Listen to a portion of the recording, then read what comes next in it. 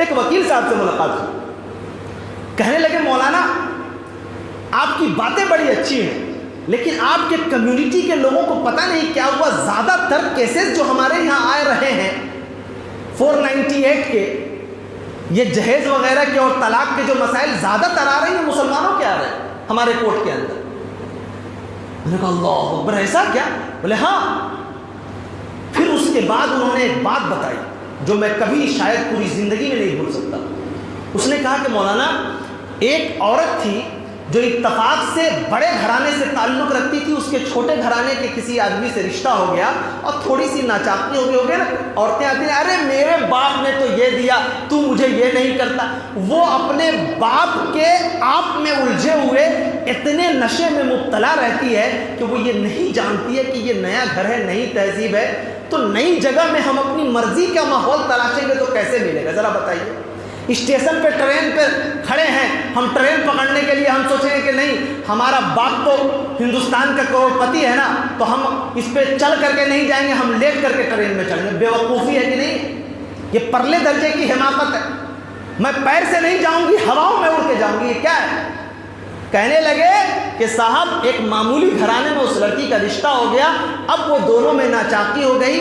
اس کے ماں باپ نے کہا کہ اس کی یہ اوقات, 2 کوڑی کا آدمی میری بیٹی پر یہ کرتا ہے اور ایسی ایسی باتیں بولتا ہے, میرے بیٹی پر اس نے ہاتھ اٹھا دیا. اب وہ بیچارہ آ گیا تیش میں.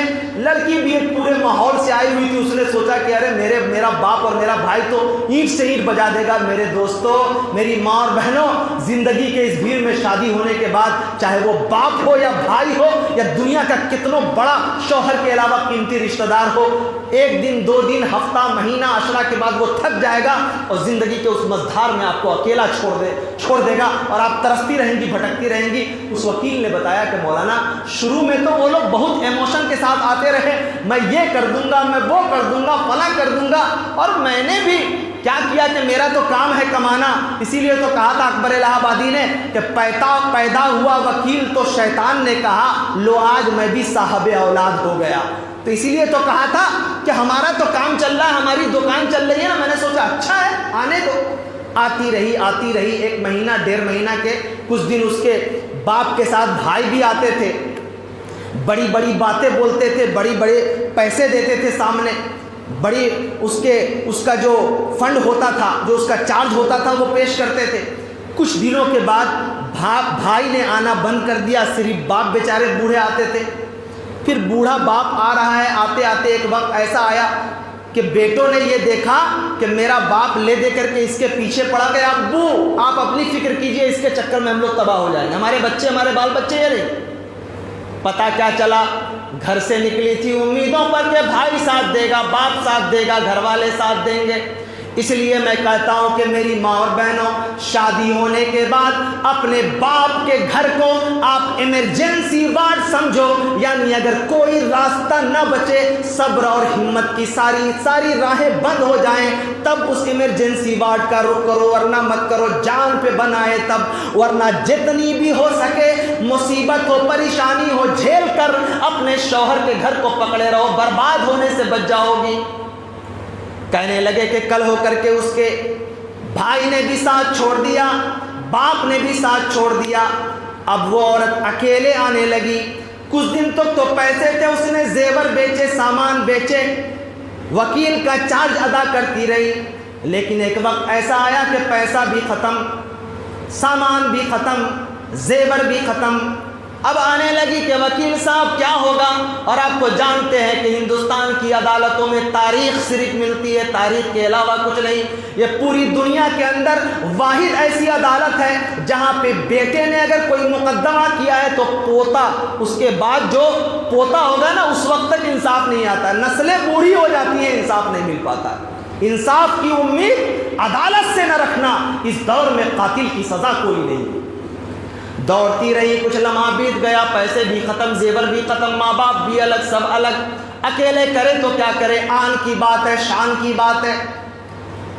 بالآخر جب پیسے ختم ہو گئے تو لڑکی نے دیکھا کہ ایک مرتبہ وکیل نے اس کو عجیب و غریب نظروں سے دیکھا. کہنے لگا کہ میڈم اب تو سب کچھ ختم ہے اور ہم بغیر چارج کے کوئی کام نہیں کرتے. اسی لیے اکبر الہ آبادی نے کہا کہ شیطان نے کہا کہ صاحب اولاد ہو گئے. وہ تو مفاد پرست انسان ہے, اس کو پیسے سے مطلب ہے, جس کو پیسے سے محبت ہو جائے وہ انسانیت کیا جانتا ہے. ایک دن دیکھا, 2 دن دیکھا, عورت جھینپی, لیکن بات تھی آن کی. اس نے کہا کہ وکیل صاحب بولیے میں آپ کی کیا خدمت کر سکتی ہوں, جو بھی ہو لیکن اس کو میں مزہ چکھا کر کے رہوں گی. وکیل نے دیکھا کہ توا گرم ہے, راستہ آسان ہے, کہنے لگا کہ میڈم آپ کو ایک آدھ رات میرے پاس رہنا پڑے گا, وقت گزارنا پڑے گا. پہلے کچھ لمحہ مانگا, ہاتھ چھوئے, کبھی مسکرائے, کبھی قریب آئے, کبھی کاندھے پہ ہاتھ رکھا. بالآخر اس کی عزت اور عصمت سے اس وکیل نے کھیلنا شروع کر دیا. اب اس نے یہ سوچا کہ یہ تو پیسہ سے زیادہ بہتر راستہ مل گیا ہے, پیسہ تو بے مطلب ہم لے رہے تھے, یہاں پہ ہم کو ایک مجبور لڑکی کا جسم, یعنی مجبور کی آنکھ سے نکلنے والے آنسو بھی اس کا کلیجہ نہیں دلا سکے. اس نے اس لڑکی کا بلیک میل کرنا شروع کر دیا. چلتا رہا معاملہ, 1 سال, 2 سال, 3 سال, 4 سال, 5 سال, 10 سال کی مدت بیت گئی. لڑکی کی یہ حالت ہو گئی کہ ہمیشہ تاریخ پہ آتی لیکن دیکھتی کہ انصاف نہیں مل رہا ہے.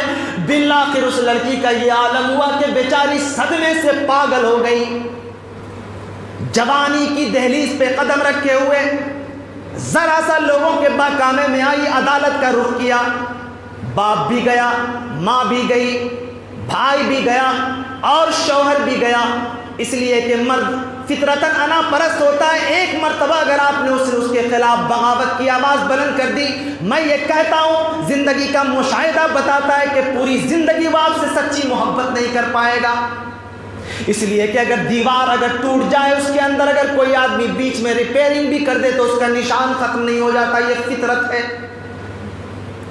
وہ عورت صدمے سے پاگل ہو گئی کہ اب تو کوئی بھی نہیں, کوئی حالت نہیں ہے, کیا کرے.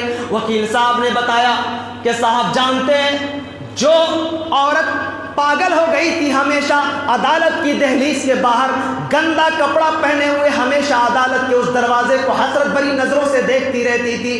کھا کسی نے دیا تو کھانا کھا لیا, نہیں دیا نہیں کھائے, جہاں چاہا ٹوائلٹ کر دیا, جہاں چاہا کھانا کھایا, جہاں کھائے سو گئے.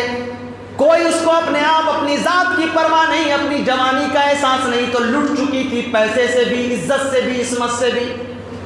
بالآخر کہنے لگے کہ ایک مدت تک عدالت کے دروازے پہ کھڑے رہنے اور دیکھتے تکتے تکتے بالآخر سیکورٹی گارڈ نے کہا کہ یہ پاگل عورت لوگوں کو ڈسٹرب کر دیا. اس نے ایک دن دھکا مار کر کے اس عدالت کے کیمپس سے عورت کو باہر کر دیا.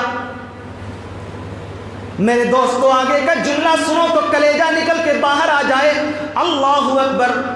وکیل صاحب فرمانے لگے کہ ایک رات صبح جب ہوئی, اچانک پتہ لگا کہ شہر کے اندر کسی اجنبی عورت کا انتقال ہو گیا, ایکسیڈنٹ ہو گیا. کہنے لگے رات کی تاریکی میں 1-2 بج رہا تھا, اتفاق سے وہ عالم جنون میں پتہ نہیں کیا کھائی تھی کیا پی تھی, بڑی سڑک تھی وہ پار کر رہی تھی. رات میں آنکھیں موڑ کے ٹرک کا جو ڈرائیور ہوتا, آپ جانتے ہیں ہائی وے پہ کیسے چلاتا ہے, وہ عورت پاس کر رہی تھی. اس نے تیز رفتار گاڑی آتی ہے ٹرک, اور وہ کچل کر کے اس عورت کو گزر جاتی ہے. وہ عورت وہیں پہ دم توڑ جاتی. شروع کہاں سے ہوا, اختتام کہاں پہ ہوا؟ یہ زندگی کی سچائی ہے جو سمجھتے سمجھتے جب تک آپ سمجھتے ہیں تب تک آپ موت کی گود میں پہنچ جاتے ہیں, اور زندگی کا یہ فلسفہ سمجھ میں نہیں آتا. قرآن کو پڑھا ہوتا تو قرآن یہ بتا چکا ہے, آج سے 1400 سال پہلے نبی کونین نے وہ ضابطہ بتا دیا, وَقَرْنَ فِي بُيُوتِكُنَّ, اے مومنہ عورتوں, اے مسلمان عورتوں, تمہارے لیے اگر کوئی جائے قرار, کوئی جگہ ہے تو وہ تمہارا اپنا گھر ہے, یعنی باپ کا گھر ہو, اپنے شوہر کا گھر.